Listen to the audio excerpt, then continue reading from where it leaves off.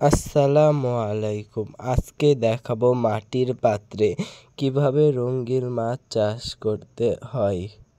মাটির পাত্রটি বাজার থেকে কিনে এনে ভালো করে ধুয়ে পরিষ্কার করে নিতে হবে। মাটির পাত্র ভর্তি করে পানি দিতে হবে। পানি দেওয়ার পর পানির নিচে পাথর দিতে হবে। তারপরে শ্যাওলা পানিতে দিতে হবে। সব দেওয়া কমপ্লিট হয়ে গেলে রঙিন মাছগুলো মাটির পাত্রে ঢেলে দিতে হবে। মাটির পাত্রে রাখলে কোনো প্রকার অক্সিজেন দেওয়া লাগবে না।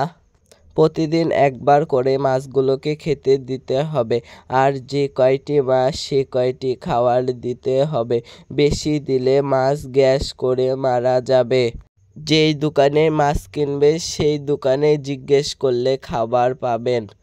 আর এমন জায়গায় রাখতে হবে যেখানে রোদ, আলো, বাতাস সবই পায়, না হলে মাছে বাচ্চা পারবে না। 1-2 সপ্তাহ পর পর পানি চেঞ্জ করতে হবে। এই মাটির পাত্রে বিভিন্ন ধরনের মাছ আছে, যেমন guppy, white molly, platy, golden molly, black molly. আমার মাছগুলো আমি এখান থেকে নিয়ে গিয়েছিলাম। এই জায়গাতে অনেক দূর দূরান্ত থেকে মানুষ মাছ কেনার জন্য আসে।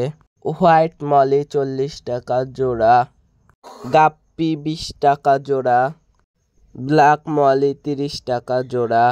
এই মাছগুলো অনেক বড় বড় হয়ে থাকে। এই মাছ খাওয়া যায় না, শুনেছি এই মাছ খেলে মানুষ নাকি পাগল হয়ে যায়। এই মাছগুলো আপনারা অ্যাকোয়ারিয়ামেও রাখতে পারবেন। অ্যাকোয়ারিয়ামেও রাখলে খুব সুন্দর লাগবে দেখতে। এই মাছগুলো খুব চালাক, খালি তিরিং বিরিং করে লাফিয়ে বেড়াচ্ছে। আজকে এই পর্যন্তই। পরবর্তী ভিডিওতে আবার দেখা হবে। আল্লাহ হাফেজ।